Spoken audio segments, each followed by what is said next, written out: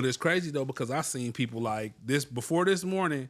I seen everybody saying, "Man, they better hope the Clippers might get Gallinari. Man, the Clippers might get Gallinari. God, man, it's gonna be crazy if they let the Clippers get Gallinari. D come to the Bucks. Oh, the Bucks grabbing anybody. Like, bro, right? Yeah, now he anybody. Like, facts. God. I don't know what it is about like our Bucks, but it's just like the way that people like. You got to think like even with Drew.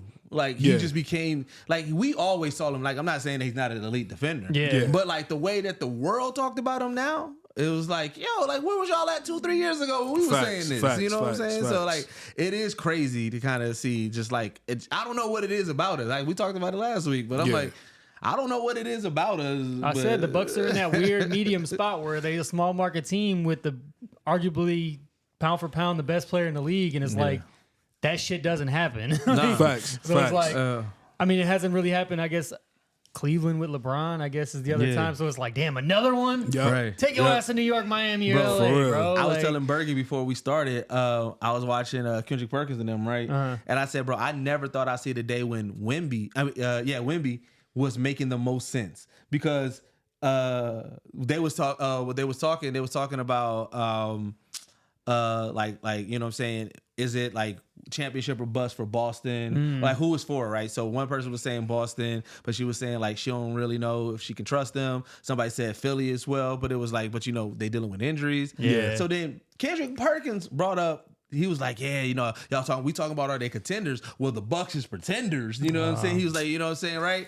And so the 2 points that pissed me off, he was like, you mean you just don't go from here and then go all the way here? Bro, when they was talking about when Dot came, before Dot came, they was number 2. Yeah. When now they dropped to 3. Yeah. I said, bro, that's not all the way here. That's one drop. So like that's what pissed me off. Then girl, she was like, you know, Giannis, his expectation is championship or bust. Yeah. So maybe in like 2-3 years, if they don't make it, maybe we not seeing them as a Buck. And then Wemby was like, all right, look, I'm not gonna let you get ahead of yourself. Yeah. And I was like, Mister, my sources is telling me Giannis is going here. It's on our side. Like, no, that had me crazy. I was like, bro, I ain't never thought that I see the day that he's talking the most sense. Bro, Kendrick Perkins might be the most hating ass dude in the whole world. Bro. I can't stand him. First of all, I've been on Kendrick Perkins' ass since he got on that one ESPN show episode during the playoff run, and he was talking about the Bucks, and he said, Chris Middleton is Batman and Giannis is Robin. Oh, yeah. You've been a bum ever since then. No, it's so funny because you had to apologize to Giannis, and you're gonna be apologizing again, bro. Yeah. Because what y'all don't understand is that we are still a team that haven't begin to gel yet. Yeah. The Bucks aren't gelling. Yeah. We aren't. We've been winning these games. We've been doing what we've been doing all over the place. Bro, Yeah. and Giannis is known to figure it out, right? So if Giannis is our leader, if that's the captain, we have faith that Giannis is going to figure out how to make this work. So because we've basically- seen it. Yeah. Basically, seen this it. is an anti-Kendrick Perkins podcast. Yeah. I thought we already were. I thought we've been that from the beginning. No, I you know what's funny? I do not fuck with him. I was saying, like, I fell into that Stephen A. Smith wormhole and shit. I yeah. definitely fell into the JJ Redick, Kendrick Perkins clip where JJ Redick called his ass out for being racist on national television. Both of them, bro. I don't fuck with both I forgot of them. about that clip too. I'm like, damn, bro, Kendrick Perkins was wild. Dog. I don't fuck with both of them. Wow. Just crazy. But hey, man, welcome back to Off the Clock Sports Podcast. As you can see, we are back in the studio. Switched it up. Hey, Switched man, it up. new set. As you will see the evolution of this set as we go. We had, here at Geekset, we did our yearly overhaul, and this was our biggest one yet. Man. You know what I'm saying? We painted, we put some carpet down. We are just really focusing on turning the Geekset studios to an actual like filming set. So now we have, like I said, we did that kind of last year, but this one, it feels way more like actual sets and everything. But this is the podcast where the game begins and ends. You know what I'm saying? So make sure y'all know that, brought to you by the BLEAV Network in association with Geekset. And let's jump into it. Yes, sir. Because the Super Bowl happened. Let's get it. It did. Super Bowl happened. Yes. The It happened. Chiefs, man, they had one hell of a fourth quarter, because that fourth quarter they went Figured out crazy. the script came out. The script Man. came through. So let's start from the beginning in the game, because let's start with the overview. Was this a good game? Because I've been hearing mixed reviews from people How did y'all feel? Did y'all feel this was a good game? I feel like, okay, so for the people who said they didn't enjoy it, if you don't really watch football, you didn't enjoy this game. Facts. If you are go away, come back. If you're not a sit down and what the fuck is going on kind of sports and football person, you didn't enjoy this game. This game was very defensive. It was very meeting of the minds. If you know coaching and shit like that, schemes and shit like that, it was very checkers, chess kind of. You move, I move. Okay, what you do? Okay, it was very counter. Yeah. Ish or whatever. So I enjoyed it. I loved it. It was a very good fucking game to me. Yeah. It didn't happen the way I wanted it to happen. but it was it was very good. I was entertained. Yeah. I don't know anybody. When I see other people saying how it was a trash game and they didn't like it, I was just like, whoa, I missed the Super Bowl that y'all had. Right. Like, damn, was y'all Super Bowl on channel 58? Mine was on this channel. Like, bro, I liked it. It was a good ass game to me. I'll say the game for me, in my opinion, it was a fun ass Super Bowl to watch. It was very, for like you said though, for people who really don't like watch football, it was boring for about 2.5 quarters. Yeah. The first half was garbage if you're all about big plays and touchdowns and scoring. Yeah. But like me, like you said, being a person, I play football and watch football all the fucking time. That was fun to watch because it was just cool, the chess match of watching Watching the best schemes. players make the best plays. Like, Yeah. oh shit, the shit that the Chiefs been running, these little underneath screens and shit like that. Fred Warner blowing that shit up. Yep. Like, it was fun. Like, Travis Kelce swore he had that screen going on that first catch. Yeah. Fred Warner was like, not today, 1 catch, 1 yard in the first half And for I Kelce, bro. loved. I ain't gonna lie. I thought San Fran had him, man. I thought they had him, bro. I couldn't wait to get in this you. podcast and say I was right. I told y'all that San Fran did with that first half. They did everything I said they needed to do. Everything. They did everything I said they needed to do. San Fran looking good. They was on Pat Mahomes' ass. They had him running for his the life. most part, for some part, They had him running for his not life. as much as I expected. Like, the O-line for the Chiefs played better than I expected them to. Yeah. Oh, they had to. They were had still to. they were had to. still run like they actually controlled the run way better than I expected to. You really think that? Well, because that was the one thing with San Fran is you could run on them if you had the right pieces and the right plays run. You could run on the Packers ran decent on them. See, Detroit ran decent on them. San Fran contained them run a little bit better. San Francisco throughout the season contained the run better than Kansas City. You could run on Kansas City for sure. I mean, that was most teams could. You really couldn't throw on them. Yeah. But like neither team was like they were both better at defending the pass than the run all season. Yeah. Just San Fran's interior line was so good. They just seemed like they had moments where they could get run on for sure. Yeah. I thought Pacheco was going to have a bigger game than he did. He had a decent game. I mean, obviously he had the one fumble right after the punt, which that shit was crazy. Yeah. But you know what? I want to go on record though and say I'm happy because the first time on this podcast, out of the 3 of us doing a prediction, I was right.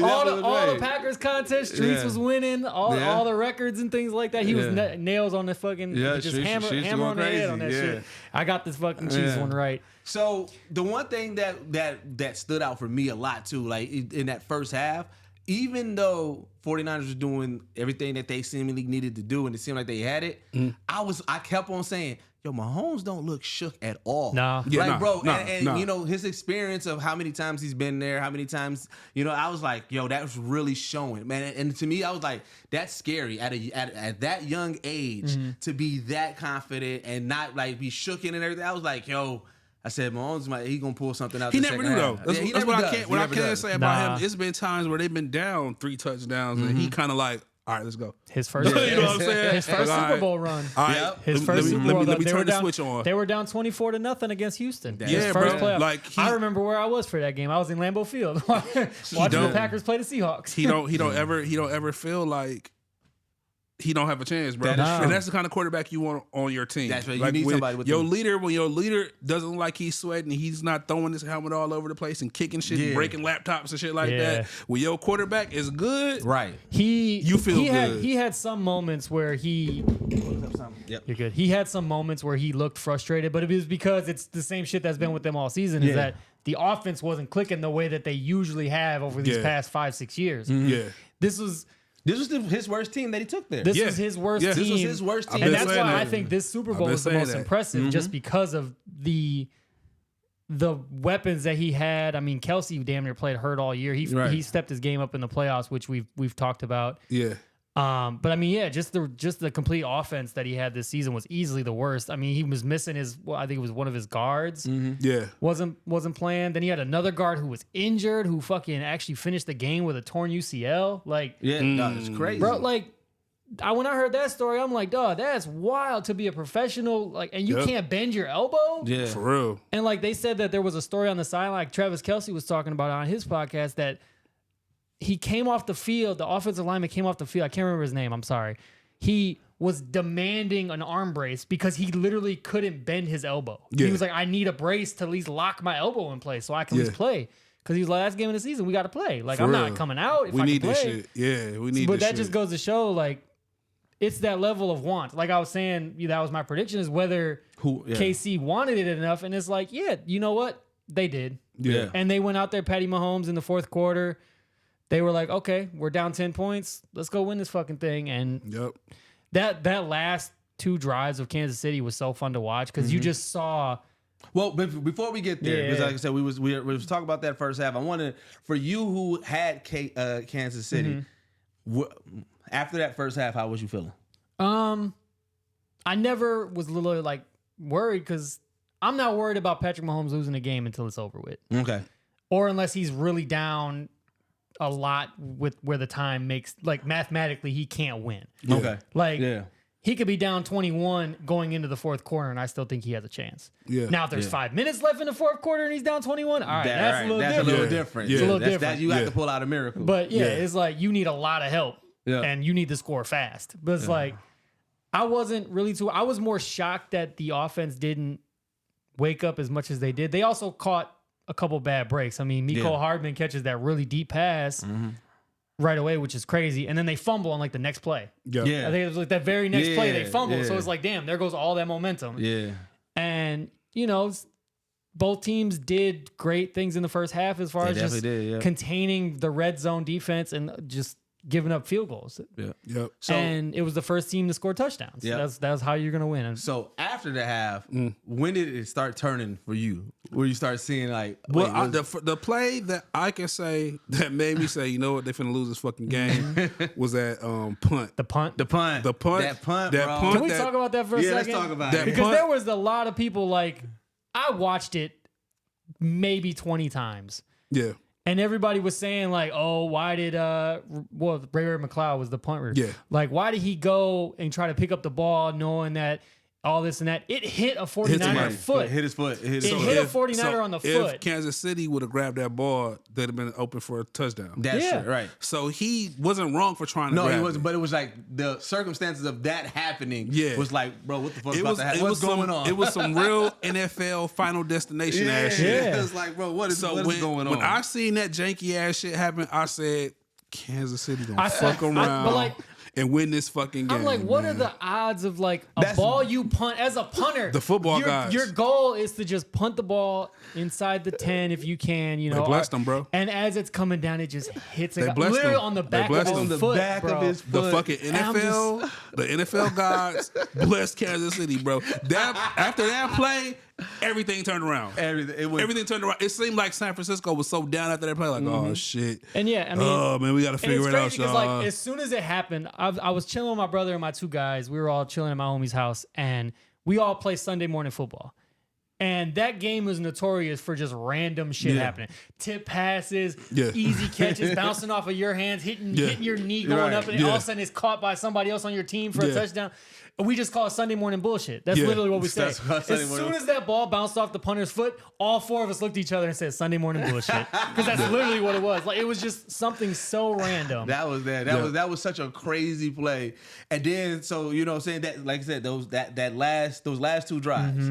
I do want to talk about that because I don't know if it was just masterful from Mahomes or 49ers just gave up. But whatever it was, that was a fucking masterclass on how to do some drives, dog. That was Patrick Mahomes waking up and saying, it's time for me to go win this That was coaching, seeing where the hoes were, and seeing that we got them on the ropes. They open here. This is what's going on. There's a leak right here. They can't plug it. They couldn't. They bleeding right here. we see the blood. Let's go ahead. Let's feast. That's so what that was. Fun watching and like hearing. Travis Kelce's podcast has been so fun to listen to because of the way that him and his brother break down the games, and it's cool because it's like they talked about that 4th and 1 where Mahomes ran the read option and he ran for like 15, 20 yards downfield, and he was like, "Yeah, that's a play we've run all season where I come in and it's a play action fake. He dumps it off to me and I gain 10, 12 yards. Yeah, but." Everybody bit on that because they knew it, and all he did was boom, take off and run. Like it's just like little shit like that. It's like if they give man. you a look like they're gonna chase after me, keep it. And like I've heard other football players like Aaron Rodgers has talked about it. Was on McAfee's show. Like the mind that these dudes have to remember certain things like that. Like like Aaron Rodgers used to bring up plays that they ran in like 2012. Yeah. And he could remember it, boom, right then and there. He's like, oh, I know exactly what play to run here. And it's like, bro, how do you remember that? That shit was a decade ago. They IQs, they say quarterbacks have to have a very high like IQ. Travis Kelce remembering, okay, I know exactly what to do on this play. You mean also Travis Kelce is viewed as, if not the top in that position or one of the tops. You know, so I feel like that's more so like when you have those people like, you know, that Mamba mentality, you know, Jordan when he get in mode, you know what I'm saying? Like there's certain players, no matter what position that they're in, they're a master of it. They used to say Iguodala was that. They was like he can read and know a play. You know what I'm saying? That's what made him so valuable. Yep. So and it comes with, I think it comes with being a vet too. Yeah, well, it comes with experience. You played the game. Was like that, you know what I'm saying? You played the game long enough. You've seen enough plays and you've seen enough options and audibles and where when this player does this, they're calling for this play. Right. Yeah. You know what I'm saying? Or you played against enough teams and enough coaches, sometimes it'd be like, okay, this coach likes this play. This coach does this in the red zone. Like they store that. Yeah. It's dope, man. It's definitely fun to watch. It was really cool to just see that fourth quarter play out because a lot of people, myself included, I was like, okay, this has kind of been a very underwhelming. Like it's been a defensive game, but it's like it's like Patrick Mahomes still. Like, I liked it though, man. I enjoyed it. I enjoyed the game. I enjoyed the game. What's also dope is that on paper, when you look at the things that transpire on paper with the Super Bowl and even just the history of it, it makes it 10 times better. Yeah. The fact that Patrick Mahomes has came back 3 times in a Super Bowl behind 10. Yeah. Like, bro, like how does that play out? Yeah. And so now it even like you hear Mahomes talk about it, like, you know, everybody can ask like when you was down 10, what you thinking? It was like, we did it before. And it's like, even if he's just saying it just for the moment, you can't knock him for it because he did it. It's almost like 3 times. They say you do things once it's a coincidence, you do things what is it? Once it's a accident, twice it's a coincidence, 3 times.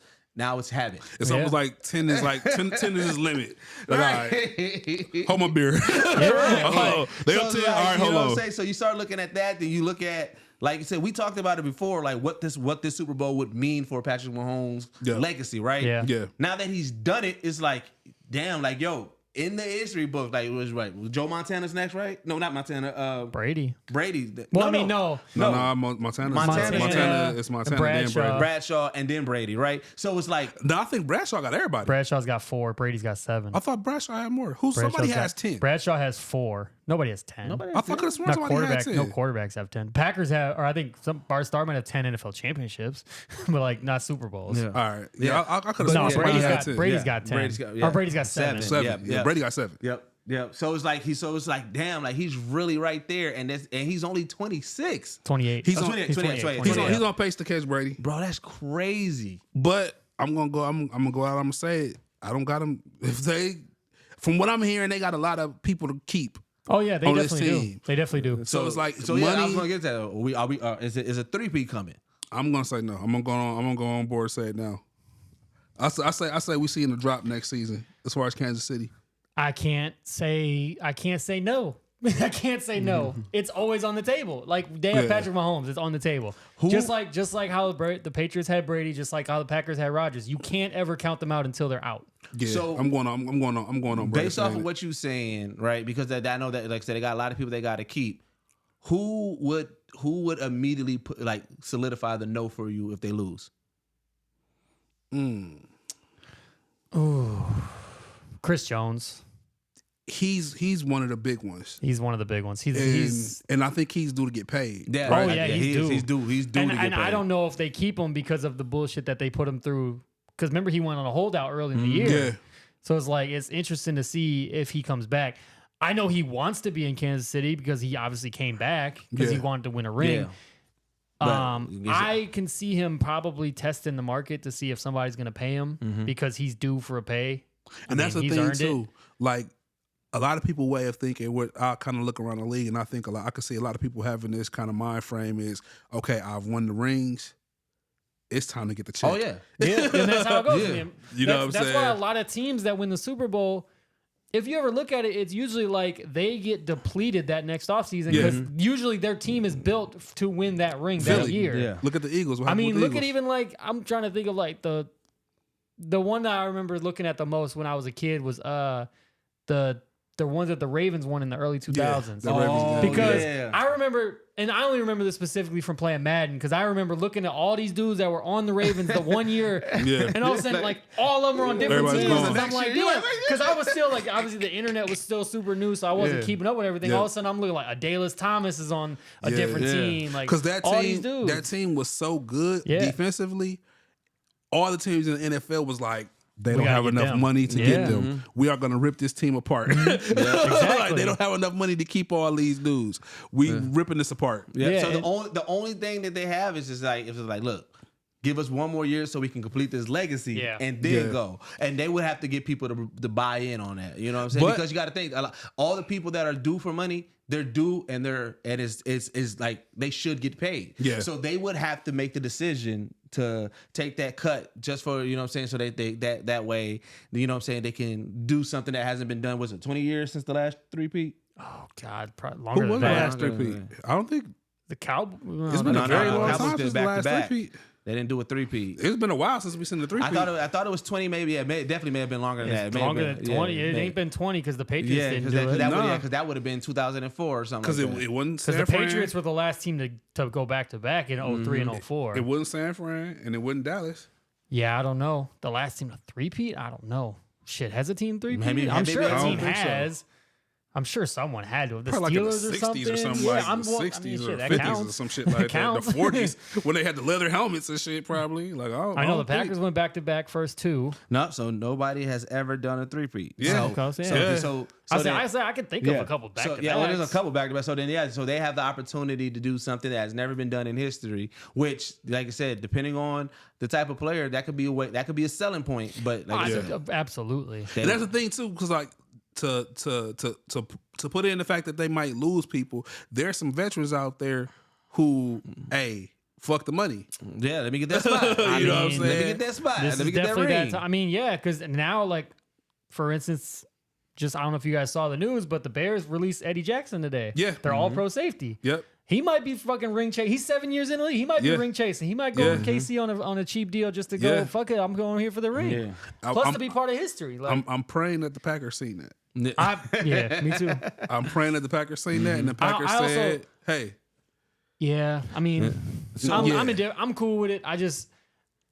He's gonna get paid by somebody. I want to see the Packers get in there. I want to see them mix it up. I want to see us grab some free agents. Yeah, like let's get back into like those days where we were recruiting. We had our players recruiting.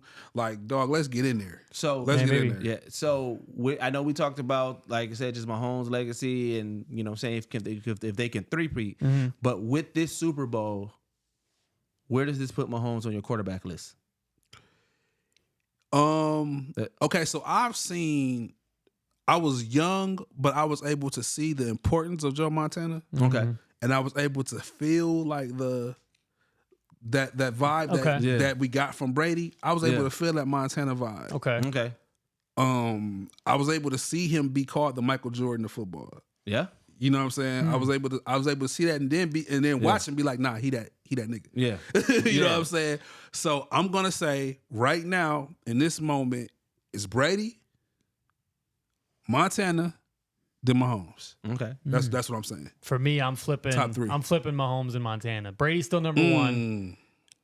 I'm flipping. I'm going Mahomes, and it's only because of the opposite of what you said. I didn't get really a chance to see Montana like that, so I didn't catch that aura. I was born in '91. Montana, Steve Young was damn near the quarterback for them. Yeah. So it's like I didn't really catch that aura. I've seen the highlights. I've seen his numbers and things like. And trust me, if Montana was playing ball today, he'd be the best quarterback in the league. I see. And my thing is that my brother's a huge 49ers fan. Yeah. So real young. That makes sense. Look at this shot. As real young. Oh wow, he made that. Yes. Oh, man. They can't make wide open shit, but they can make that. So real young, I was damn near forced to watch the 49er games. Yeah. See, and I didn't even watch that many. So like, I said, so I'm with you. Your ranking is my ranking because I understand. Like Montana, one of those people that like, even if I didn't watch it, it's kind of like the Dr. J effect. Like, bro, I know, you know what I'm saying, or even Magic. I didn't really get to see Magic, but it's like. You know the greatness there. You know what I'm saying? It's like to not have them ranked is kind of disrespectful. Yeah. So like I'm with you on it. Like I said, only because of that. Like I said, seeing Brady and then seeing Mahomes, and then Montana right after it. Yeah. So, Mahomes has definitely catapulted himself. Yeah. And let's be clear. Only reason I really got Montana over him right now is because Montana has more rings. He's 4-0. Yeah, he's 4-0. Yep. He's 4-0. So and then that 4-0. Yeah, you know what I'm saying? Like, listen here. No, but like the only reason why I put Mahomes over him is because of I'm not even just going Super Bowl rings. Look at what Mahomes has already done in his career. He's 7 years in. The youngest to get to where he's at. 28 years old. He's got 3 Super Bowls, 3 MVPs, or two league MVPs, 3 Super Bowl MVPs, 1 Offensive Player of the Year. Been there, what? He's 6 straight AFC Championship games. Yeah. My homie Crazy Coach, I know I've brought him up a couple times. Like he's a huge friend of the pod. He's definitely a listener. He checks it out. He said the funniest line, and I can't argue with it because he's riding the high of Mahomes right now. He's like the Chiefs season starts at the AFC Championship game. They're either gonna go 1-0, 1-1, 0-1, or 2-0.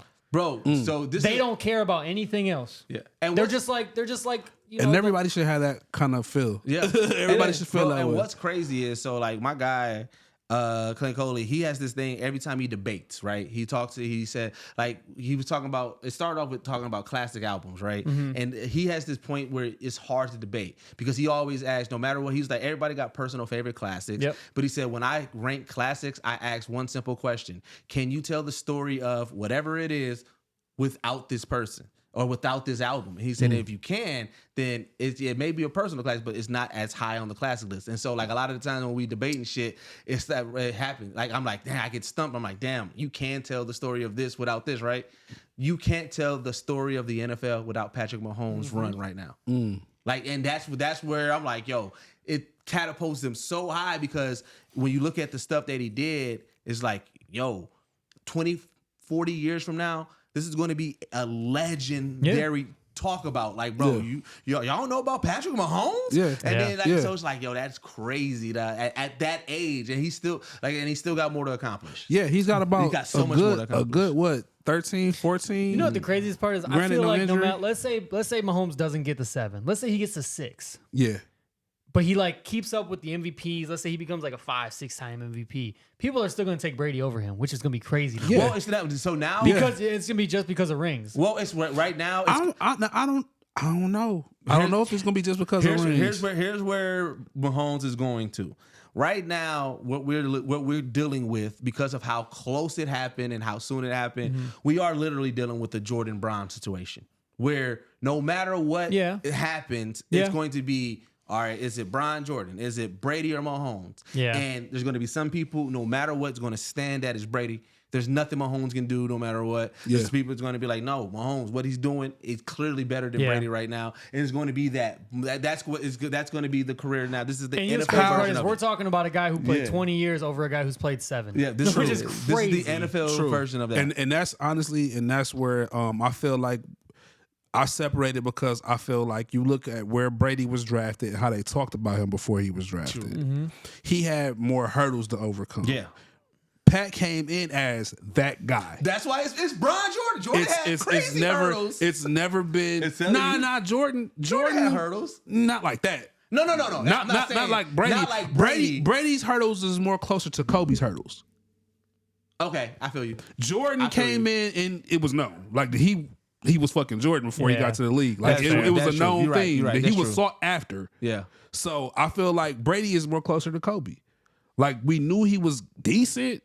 He might turn into something, but the right people believed in him. I don't even know if I saying? go that far. I wouldn't even put the Kobe stigma on Brady because I nobody said closer. I said the nobody closest. had the belief that Brady was going to be I said closest. anything to what he ended up But being. somebody believed in him, and that's why he got that job. Yeah. He got his chance. The same thing with Kobe. Kobe got his chance. Yeah. Yeah. It was people who was like, man, why you got this young ass kid on this Yeah, team? because they Yeah. used to That's Like, true. what is he here That's for? fair. And I'm sure, and bro, like 3-4 years even in the league, they was still on. and I've Kobe's heard heels. stories about players who played on that New England team with Drew Bledsoe as the leader. It was like, why did we draft this dude? Yeah. Because Drew was supposed to be We that, got Drew Drew was supposed to Bledsoe. be that guy. Yeah, we got Drew And Bledsoe. he was that dude until he got Why hurt. did y'all draft this dude? We got Drew Bledsoe. Yeah, and There same was thing, people yeah. who talking like that. Yep. And Yeah. then turn around, you look at the motherfuckers. Y'all had Drew Bledsoe, and now you got Brady. Like, you know what I'm saying? So Yeah. I feel like his story is more closer to like a Kobe. Pat Mahomes is definitely. He's LeBron. Yeah. He's definitely LeBron.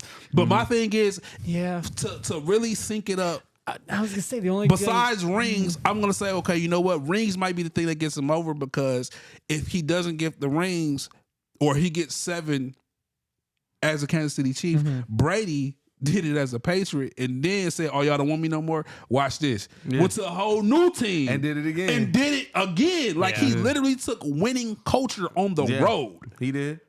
Niggas don't do that, bro. It Yeah. don't happen like that. Not He year took- one. Not year Not one. year Bro, one. Not he year one. took winning culture the next season elsewhere Yeah. after they said, kiss our ass, we don't want you here. He said, oh, y'all don't want me? On some Denzel, watch this shit. Like, I'm putting cases on all you motherfuckers. He Yeah, went to a nah, whole new city. I'm putting Yeah. cases on. Bro, Yeah. he packed his shit. He had somebody pack Gronk shit. He grabbed all the homies. He said, we going to Tampa Bay, bro. Meet me in Tampa. And took the winning shit on the road, bro. Yeah. He will have to do something similar to that for me to be like he's better than Brady. Even let's say he hits Or 8 rings. So let's say he does 4 in a row and then Oh, no, let's get it wrong.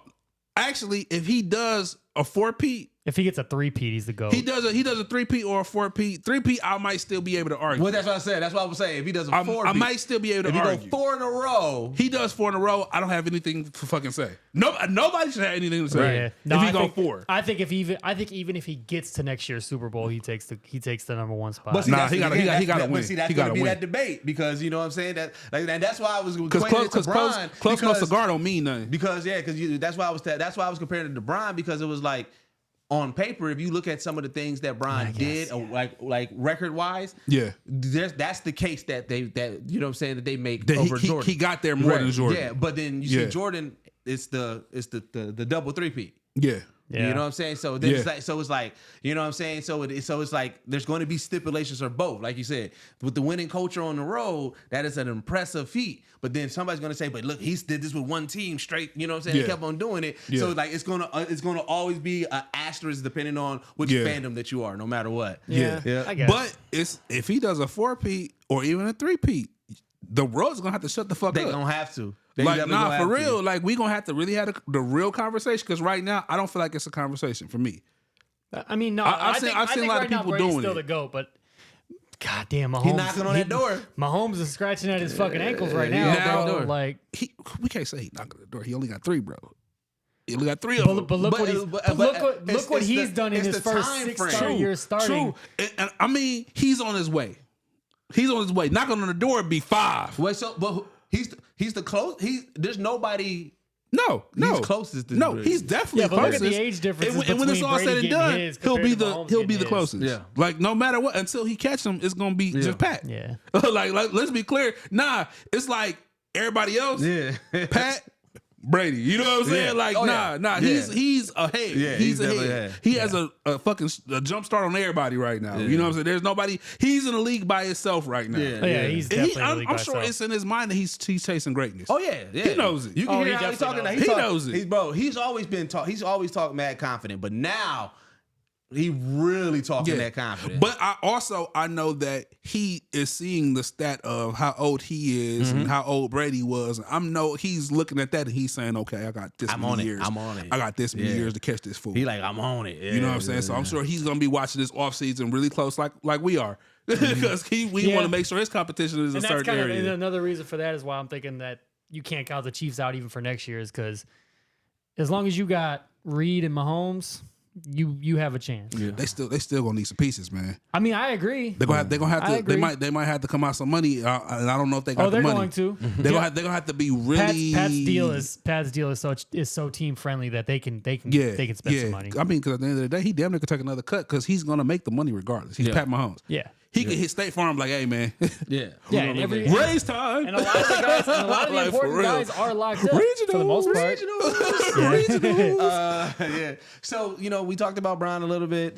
Saying we had a little bit of action with Brian before the trade deadline. Yep. So apparently, the 24 hours before the deadline ended, there was an offer. Conversation. There was a conversation, not an offer. There was a conversation. And it took them 24 hours to respond to figure out if there's a way for Brian to go team up with Steph. How do we feel about that? I find it very fucking hilarious. I laughed. Funny. I laughed reading the story because I know for a fact it's true, and I know it's been talked about. This wasn't the first time. Nah. They're gonna front like, oh, LeBron almost went. These fools been talking. They have for years now. Mm-hmm. It's just that now it's gotten to a point where it's like, okay, Golden State. This also let me know that Golden State is contemplating blowing this team up. Oh yeah, yeah, oh yeah. That's on the table. Like the Golden State blow up. I thought it was gonna be last year. Nah, it's this year. It's this year. It's happening this summer. Shit, I saw that clip where maybe we looking too much into it, but where Clay want to dap up Steph. We're not looking too much into it. Clay knew that they were talking about that LeBron trade, and he was involved in that trade. That's the only one that was in it. And he's been. I think Clay's more so in his head, and he's not the player who he wants to be, and is fucking with him. Yeah, we talked about that. And we did a whole 30-minute monologue about that shit. And the team, and I don't think he feel like his team is 100% behind him in it. I get that vibe like he doesn't feel how old is Steph? 35. I believe so. Yeah, Steph. He's like 15 years in, 35, something like that. Yeah. Mm-hmm. I'm just trying to think because it's like that window's definitely closing. Yeah, it's closing. And honestly, well, here's the thing. I think Steph is in the same situation as Brian is, like. Because Steph hasn't had a lot of Steph is one of those people that he's going to play until he literally can't play no more. I get what you're saying, but I feel like he still has that moment where he can fall back into a Ray Allen role. He hasn't done that yet. He has more years than Bron. That's what I mean. He's younger than Bron in regards to that. But also the kind of play he does. Yeah, that's what I'm saying. That's what I'm saying. He hasn't hit that point where all he has to worry about is spot up shooting. Steph. Because the kind of player he that is, can extend 4 or 5 Steph more years. might be able to play when he's like 44. Yeah. Because he's a shooter. He's a shooter. Nobody's going to ever... Mm-hmm. Steph is going to play until he don't want to play no more. Yeah. I was going to say, and I know you were saying, like, Steph is going to pretty much play until he can't. It's like, for me, he kind of gives me a vibe as a dude who's like, he's going to stay a Warrior his whole career. I don't see him. He's not going anywhere. And the thing is I can also see him... If he's starting to get up there, obviously he's 35 now, which is getting up there in age.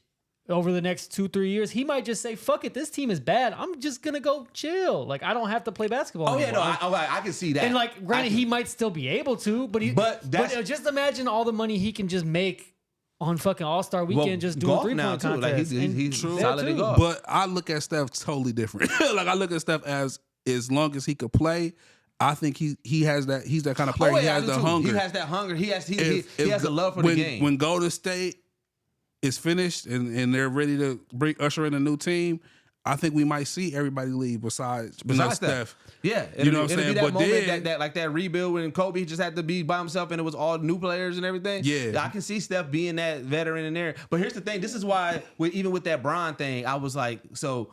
Steph, no matter what, he's going to be a Warrior for life, right? Yeah. He's not right? So it's like, look, if we're going to do it, you're going to have to come here. I'm not going anywhere. Bron has already shown that he'll pick up and leave and pick up. The only reason why I was like, it probably would work is it would be that the storyline right now is the Lakers suck and the Warriors suck. It's not because of Bron and it's not because of Steph. Yeah. So You know what I'm saying? We know that they cool. We know that they both like each other's game. They love playing with each other during the All-Star. They love playing against with each other. I can see at some point where Steph was like, "Hey, before you go, just 1 year. Let's just see what we can do." Yeah. And Bron be like, "Fuck it, let's just do it." You know what I'm saying? You know what I'm They're saying? gonna fuck around and draft Bronny next year. Yep. The only reason why I Yeah. can see the only reason I can see where Bron wouldn't do it is that would immediately remove any conversation about the Jordan Bron debate. You think so? If he went with Steph, and then let's say they won a ring, dog, you know, I feel like bro, you would kill Bron. Nah, you wouldn't. he's already done the dirty. He's already he went to Miami. nothing get dirtier than the Heatles, bro. That's true. Yeah. But He can't get no lower than the Heatles. You don't think that would stamp it for people? You want to know Nah. what you want to know what would be Not for nasty? me. This is what I'll kill him for. If he go Okay. to the Clippers, Oh yeah, that'd be ugly. I'd kill Yeah. him for Ugly. that. That'd be ugly. I'll kill him for that. Nothing don't get nastier than the Heatles. But if he was to go join James Harden, Yeah. Paul George, And Kawhi. Kawhi, That'd be ugly. that's filthy. Now, nothing don't get nastier than the Heatles, though. Yep. Nothing don't get nastier than the Heatles. Him going to Golden State, I feel like they already kind of prepped us with that all-star situation. They kind of already prepped us with the whole idea, hey, we like each other. We would love to play with each other. Yeah. They already prepped us with the idea of him. Like you just said, we've already seen that he's willing to pack all this shit and move. And get out of here. At the drop of a dime. Yeah, like, I do it's feel time like to go. LeBron will not be on the Lakers. I do feel like he's leaving LA. Oh yeah, Yeah, I don't think he's he's leaving LA. retiring Lakers. As the weeks are going on, I think he's leaving LA. It's just now it's just like, where the fuck is he gonna go? Yeah. I think he's gonna really try to go wherever Bronny goes. I think the Golden State thing makes more as the days go by and as I'm sitting down and I'm thinking about it after reading that story, it makes more sense. And it also I can see him there because he's older, but he still wants to be able to compete. Yeah. So and same thing with Steph. Steph, no matter what, he's showing you. Because like here's the thing. Right now, the Warriors suck, but everybody's like, well, Steph is playing like he's trying to compete and at least get into the, you know what I'm saying? Get it, like, you know what I'm saying? Get into the playoffs so that way. Because, you know, I mean, it's not as like the NFL where all you got to do is get in the playoffs and then anything can go. Yeah. But with Steph, it's like he's playing with that mentality. Like, look, if we get in, then hey, ain't no way, there ain't no telling where we can go. No matter what the odds are saying, I just feel like, you know, that's how Steph is feeling. So Steph is in that same mindset. Like, I just want to compete. I'm gonna go out on a limb. I'm gonna say that shit, dog. Let's say that trade did happen. The Warriors were still getting bounced first round. They were still gonna be ass, bro. Like. I'm not gonna say they'll be ass. Who besides Steph and LeBron, who was they gonna have on that fucking roster that was gonna be able to put the ball in the hoop? They would have had to blow that team up. I mean, it would have been Clay. it would have They been a would have lot. been worse, bro. I'm telling you, It would have been a lot. So they They would have been worse as a team. It would have been Bron, Draymond, and Steph as their three. But I mean, Draymond would have got DFA'd, go bro. to- But he still would have been a three. That would have still been an A3. Golden State probably wasn't going to send everything, and I don't think LA was going to send everything. You know what I'm saying? I mean, not Golden State was going to have to send pieces, of course, but it was going to be pieces that's coming with LeBron too, though. So who? Oh, yeah. So it's like you got to factor that Probably in like too. D'Lo. Well, You you gotta think factor so? that Something like that. How many pieces? Because It was going to be pieces involved. Because it is like it still is Bron. Exactly. So it's like, you know what I'm saying? No matter, even with his old age, it still is Bron. I can see it was like, look, y'all gonna get Bron, and then we like. But you got to remember, like when you saying yeah, it's Bron, you got to also remember yeah, it's Bron to the point where he kind of He 40, bro. He's old. he demands and he makes his own trades. But how big is Steph's word in there? Because what if Steph is just like, let's just do it so we can just do this? Yeah. Like I said, you know what I'm saying, without knowing the details. Because like I said, with this scenario, there's no way Steph didn't say, I'm cool with it. You know what I'm saying? Yeah. And if it got serious talks, I can see Steph saying like, look, let's just do it. You know what I'm saying? Depending on what it was. Or if he is looking out for the franchise, then Steph, you want the pieces. Clay was probably involved. Kaminga probably was involved. And the Maple Mamba was probably involved. Yeah. You know what vibe that gave me just this sitting here thinking about while you guys are talking is if, let's say, next offseason, LeBron goes to Golden State, it's going to give me like 04 Laker vibes where they had Malone and Gary Payton, Kobe and Shaq. Like all the hype in the world just That to was be nasty. ass, bro. But no, they were ass. They went to the championship. They went. Did they go to the finals? Yeah, they just lost. They just lost. They wasn't Oh, they ass. also they got the ass was about the Pistons. They got swept. Yeah. That's It right. just, it just looked ass when you saw that. When you saw that, It was like, bro, you They expected, wouldn't ask. you expected 38-year-old Karl They Malone wouldn't and ask. 35-year-old They just lost, bro. They wouldn't ask. in an They just era lost. where they didn't have this kind of like nutrition and shit. Like Karl Malone was drinking literally fucking tequila straight every night. But so let's talk about the MVP race. All right, let's do it. Well, 1 second here, real quick. He's got to respond. I gotta respond, or else he's in trouble. All right. You gonna get me in trouble? Let's talk about the MVP race. So the current MVP race right now, they got, of course, Jokic as number 1, Shai Gilgeous at number 2, Giannis at number 3, Luka at 4, and Jason Tatum at 5. How are you guys feeling about this? And Jason Tatum just got back into it, so he was out for a while. Yeah. And then he kind of just last weekend. Well, because last Embiid is week out was now, so yeah. somebody's got to go back in. And so I've Kawhi seen, was ahead of him at first. Yeah. And so, yeah. I've seen a lot of outrage from maybe it's just Boston fans about the Tatum being at 5. That's hilarious, bro. What? I'm looking at the list. Number 7, Sabonis. Yeah, Sabonis is He's number 7 for the. Durant, He didn't even make a fucking All-Star team. Durant is 8, Donovan Mitchell is 9, and then Anthony Davis is 10. A lot of people was mad about Tatum being 5, but I'm like, bro, look at his team. Like, how could you be mad about? You know what I'm saying? Like, nah, he has a really good fucking team, and like, look at his stats. Like, but look at his stats, but then also look at the people who next to him stats. Right. You know what I'm saying? Let's be clear. Like, Giannis is 3. He deserves to be fucking. In 3. my opinion, it's a 2-man race. He's I'm Giannis. giving SGA his flowers a little bit, but he's not. He might be a year out. It's between Jokic and Luka, bro. In my opinion, Luka really ain't even for me. I mean, Luka is hooping, but at the same time, You don't think Luka's in? no. I think where Luka and Giannis? Luka's almost my number one. I think shot. where he is, I feel like these last past couple of years up until this year, it's always been a 3-man race, and I feel like the third man got injured. That is true. It's always been Giannis, Joker, Yep. and Embiid. The last 3 years it has. Like that's gonna always be the race to me because Yeah. that's every night. Yeah. You can guarantee a triple-double out of one of those. That A is double-double, triple-double out of one of those people. But even Luka's the same way though. You can damn near he guarantee a is, triple he is, double. but I feel like Luka is doing it on a less stage. Yeah. You know what I'm saying? Like I feel like that big game he just had kind of threw him in the race. Ah. Nah, because he was still damn near averaging a triple double this season. he was still averaging a triple double. He's number was, 2. He's lead number 2 in the league in But it's one, scoring. of them it's one of them quiet triple doubles. That's what I think it is. Even with the situation with him being like number 2 in scoring, I mean like it's Dallas.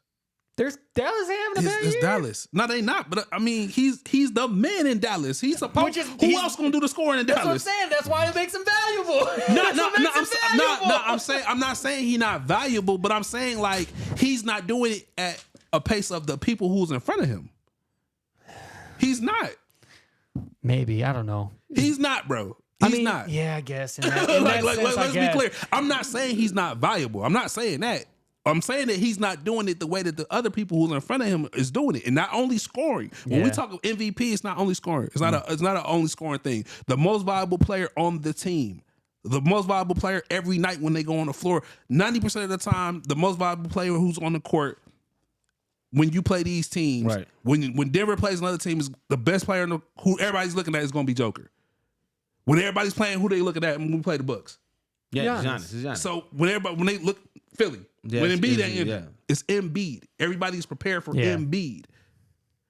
When it's certain teams that Luka play, he not the person. He not the person, bro. Everybody ain't like, oh yeah, Luka finna. You know what I'm saying? Like, no. There's nights when I've watched Kyrie chop fools up.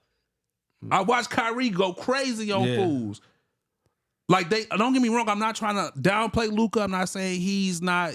Like he's not one of the ones. I was gonna say because like to counter that, I've also seen games where Jamal Murray goes crazy. He's very good. Yeah. He's very good. And yeah, I agree. There's our counterpoints for every player. Yeah. Like, you know what I'm saying? We've seen Maxey, we've seen Dame, of course. Yep. But I'm just saying, like, when you go on the floor, these teams are focused on these players.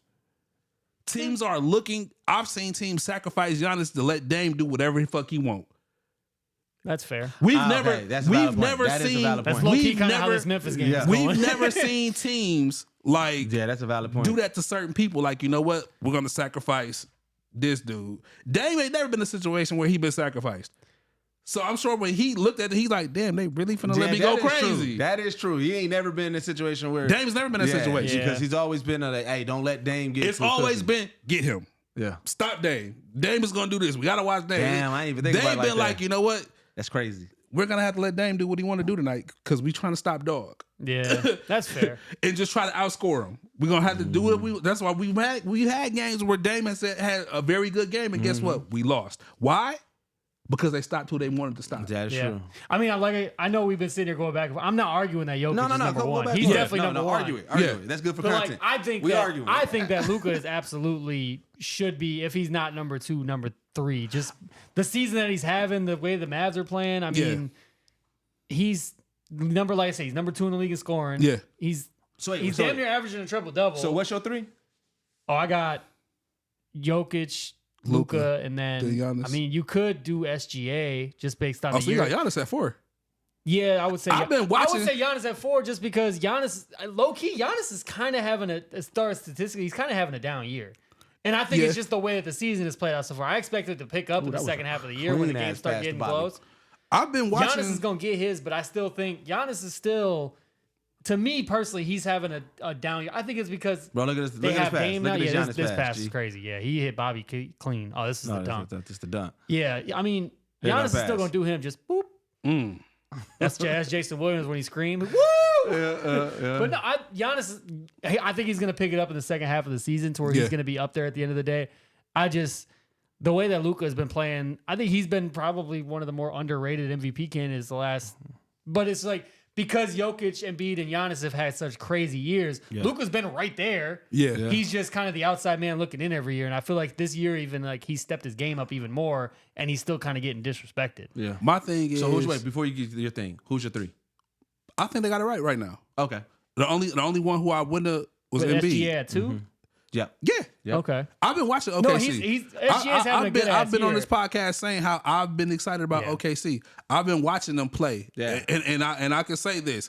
Shy is definitely where he need to be. I've watched him close teams out. Like good teams. Me too. Yeah. Like no, Shy is where he's supposed to be. He's going crazy. He's elevating, and he's done it. This is the 3rd year where he's done this. Yep. Yeah. Like how we were talking off mic about Halliburton. Yeah. He needs to sit down a couple seconds, do this a couple more years, and then let's talk.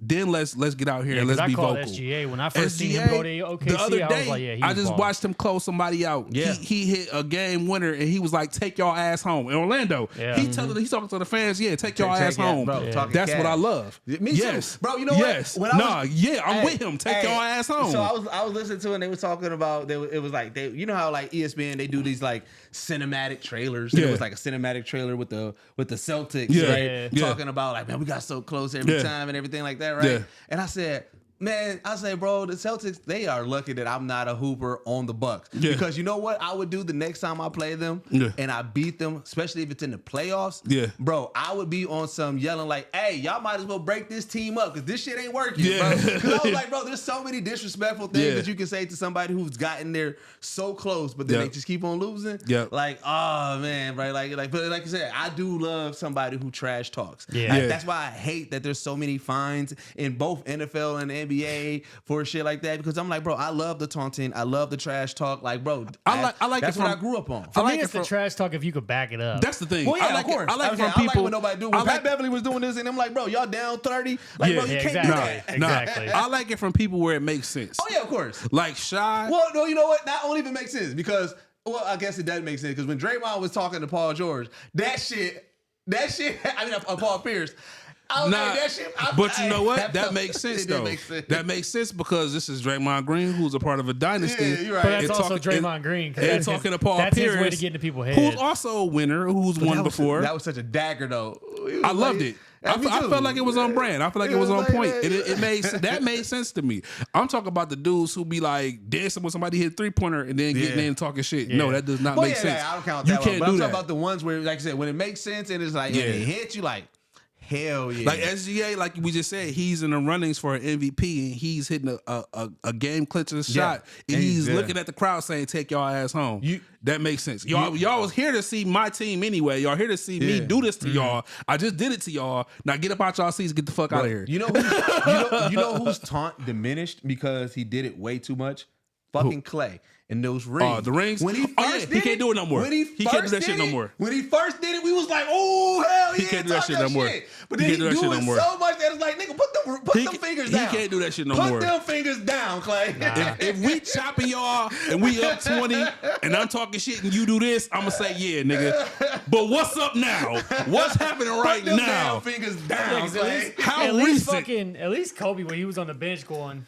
Yeah. Nah, bro. Like he at least was able to, but he didn't suck shit. He just did it because that wasn't Kobe go-to. But also Kobe didn't do it every other game. That wasn't Kobe go-to. Like Clay he throw them fingers up. Like, bro, stop, bro. Put them down. Stop, fingers bro. down. Yeah. You can't do it right now, bro. So some real quick Packer news before we get about here. We get to our favorite segment. Yes, Jordan Love is training with Drew Brees. Yes. How excited are we with this? How we feel about this? I'm cool with it. Anytime that a young guy who is willing to learn from somebody who's an all-time great, it makes sense. I mean, I'm not saying that Drew Brees is going to probably change his entire, like, the way he plays the game. Yeah. But Drew Brees ain't a bad person to listen to. Nah. If you're gonna listen to somebody. My thing was I was excited to see him with Drew Brees. Like, I know, like, people were saying, like, oh, he's working out with him. I'm more so, I want to see him soak up that fucking football mind. Yeah. Like, I'm more happy to see him next to a fucking a QB with an IQ that high. Yeah. You know what I'm saying? And willing to take him underneath his wing. And because remember, now this is the person who stood next to Brady as far as like competition, not like how great they are, but this is a person who was in that conversation with dude. Like, nah, these are the top QBs right now. No, yeah, because like, you know in what the I'm saying? AFC it was Brady and Manning, and then in the NFC it was Rodgers and Breeze. Yes, yes. So, every year it was them four. Seeing him next to him, I'm happy that he's working out with him, but I'm hoping that he gives and puts some gems on the table for him. Yeah. You know what I'm saying? I want him to pick up some of that QB shit that you can't be taught. Yeah. Some of that QB on field shit to where, okay, I read this, I'm gonna do this. You know what I'm saying? Like, I want him to pick up some of that shit. You know what I'm saying? Like, don't get me wrong, go through the mechanics and do all the little shit. You know what I'm saying? Trick passes and all that other extra shit. The one thing that Jordan Love did have was his throwing motion on deep passes was a little sloppy, but that's just the way he. And Drew Brees is accurate, arguably, if not the greatest deep ball thrower in the history of the NFL. Accurate as fuck. Drew Brees he gonna put that motherfucker exactly where it needed to be. But down 25 yards too, which is hard to do. But the one thing where I'm like, I always love when I see a player working out with a legend, right? Because you got, you know what I'm saying? Because you got people who don't, you know what I'm saying? Who just kind of, they just hoop, you know what I'm saying? They just ball, they just play, right? But it's like, no matter what, when there's somebody that's of an icon or a legendary status, there's something to learn from them, even if they don't have crazy amount of chips. So like, you hear about it more in the NBA. You hear people like, oh, they working out with Hakeem. They working out with, you know what I'm saying? They working out with this person. When Kobe was working out with people, you know what I'm saying? Like, you start hearing people and you're like,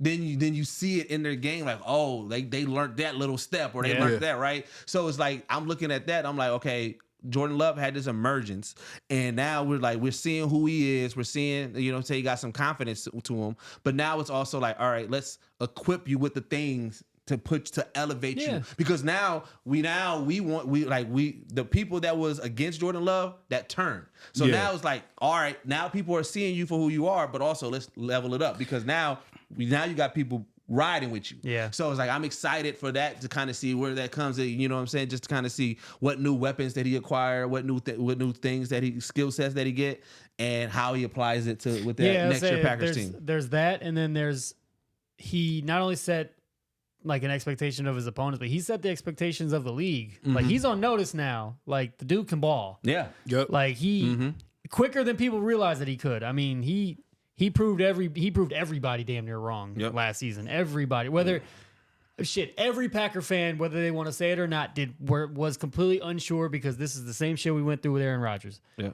That's facts. We had no fucking idea what was going to happen when number 10 stepped on the field with the ball. We didn't know if he was going to be good.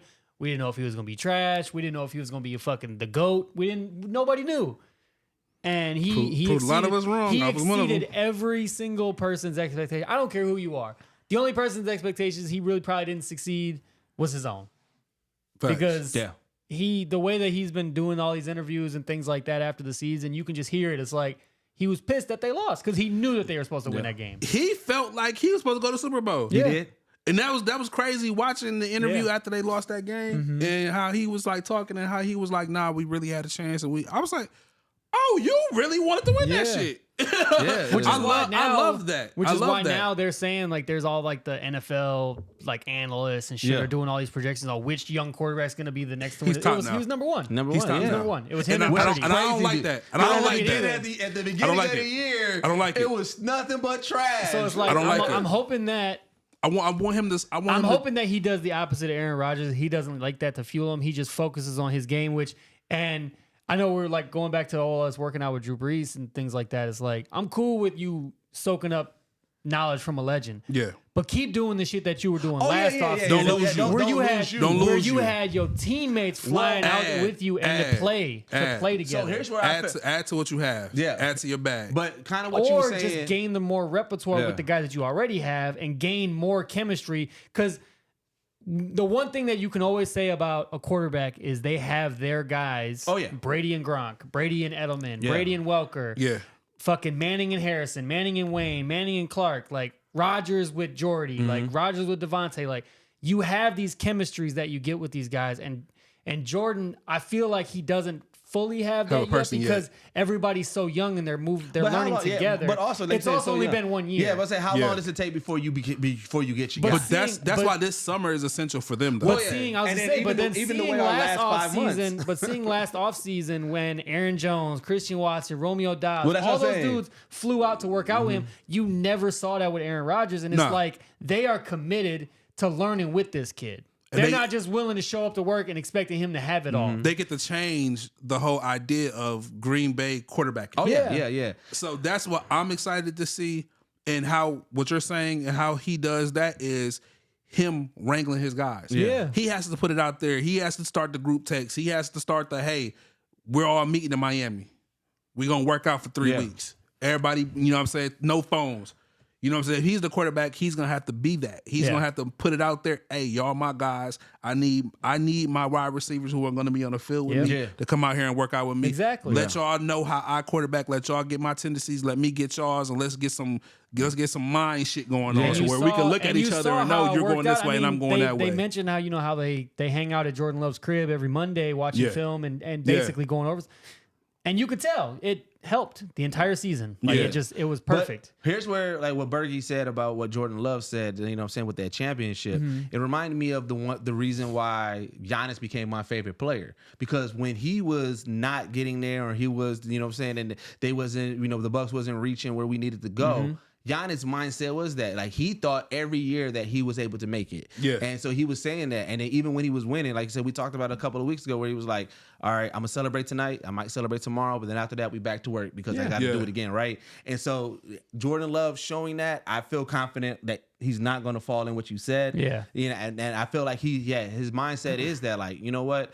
I feel like I should have went to the Super Bowl this year. I'm going to get back there this year. And I think, like I said, with him already, like you said, people coming out to work out with him. Yeah. I just feel like, he's going to find this guy. And like I said, we're going to start seeing these next 2-3 years, we're going to start seeing Jordan Love and his weapons and who his guy is and who his people is and everything like that. So I'm excited. But let's get into our favorite segment of the show, the Off the Clock Sports Podcast Player of the Week. Yes, sir. So I feel like a lot of people on this podcast are going to say Mahomes. So I'm going to throw in somebody that this week I've been like, yo, they've been cooking. And it is Bobby fucking Portis. Hey, bro, he's having a game tonight. He's having a game tonight. But if you look at the past few games, bro, I'm seeing Bobby Portis doing fucking swingman dunks now, bro. I said, bro, Bobby is on a mission this year. And I love the fact that like he's stepping up. You know what I'm saying? Like we already talked about it in the locker room.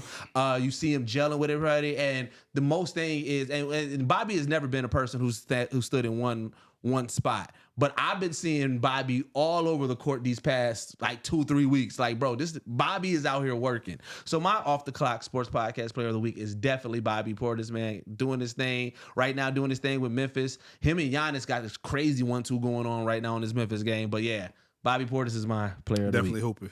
He definitely getting it. Yep. That's fair. Jake?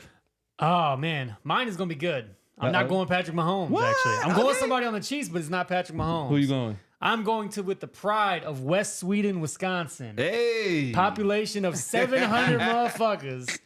Our man from Wisconsin, linebacker Leo Chenal. Okay.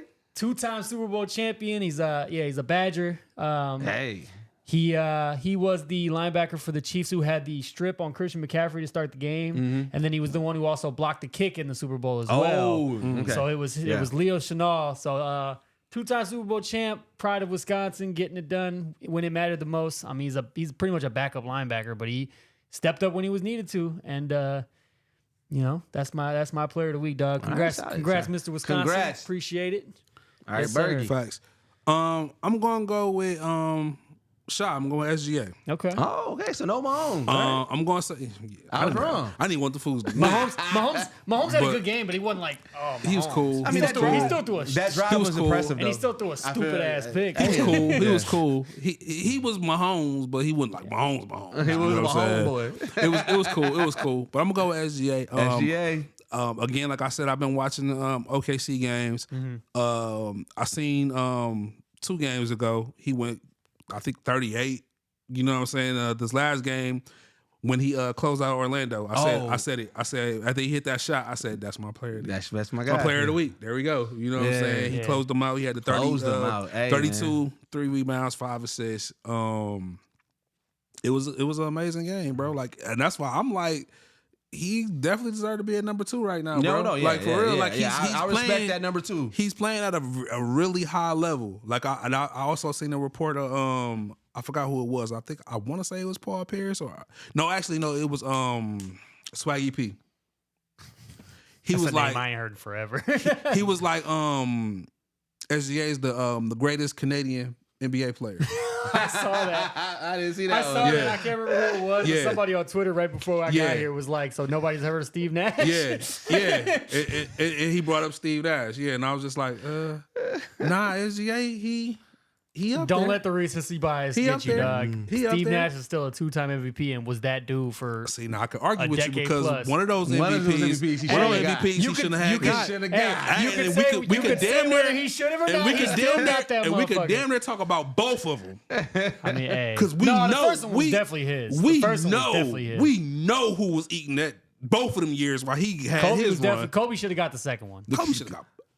Steve Nash, congratulations. Kobe definitely should have got And- the second one. And it's still a young time for SGA, but I feel like he's not far. So you know what? We're gonna take it to y'all. I want to know Steve Nash versus SGA. Where y'all at on that? I want to know who y'all Off the Clock Sports Podcast Player of the Week is. How did you guys feel about that Super Bowl? Is Patrick Mahomes and where he's at on your quarterback list? This is the Off the Clock Sports Podcast, the place where the game begins and ends. I have been your host, Young Deuces. As always, my host, Burgie Streetz. And with me, my host, Jake Xclusive. Yes, and we sir. are out. Peace. Boop, boop, boop, boop.